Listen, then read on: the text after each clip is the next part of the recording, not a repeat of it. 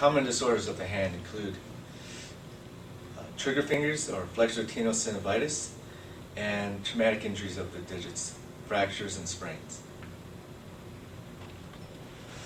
Much of the examination of the hand focuses on the digits of the hand. To begin with, when you inspect the hand, you're looking for fusiform swelling or focal swelling of the hand. You're also looking for ecchymosis and deformities. Also, when examining traumatic injuries of the hand, you want to check for rotation. Two ways to do this. They can do it with their fingers extended, looking for asymmetry in terms of how the nails appear, and also inflection. All the nails of the hand should point toward the scaphoid. One other way to check this, if the patient is in too much pain to make a fist, is to have the patient relax and just passively dorsiflex their wrist. This causes the fingers to flex, and you can see if there's any asymmetrical rotation or scissoring of the digits.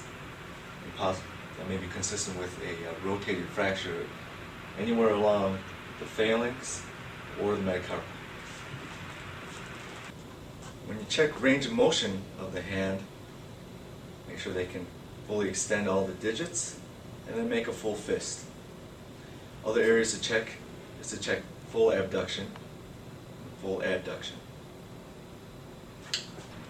When palpating the hand, this is also an abbreviated version of the common disorders.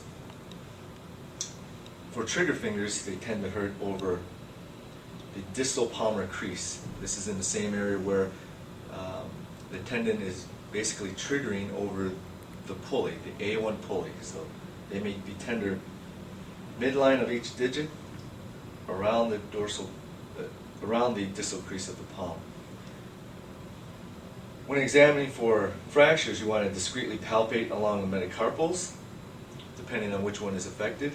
When you go toward the joints, you want to palpate dorsally along the collateral ligaments, whether it's the radiocollateral ligament or the ulnar collateral ligament, as well as the volar plate. This is on the volar side of each joint. Provocative testing or special testing for common disorders of the hand, such as trigger finger, basically palpate the area of tenderness over the pulley and have them flex and extend a digit, and you may feel catching or popping over the A1 pulley. When examining traumatic injuries of the digits, specifically looking at the joints,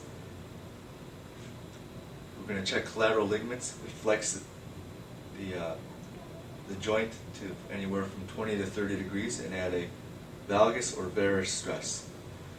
To check the integrity of the volar plate, you add a hyperextension directed force.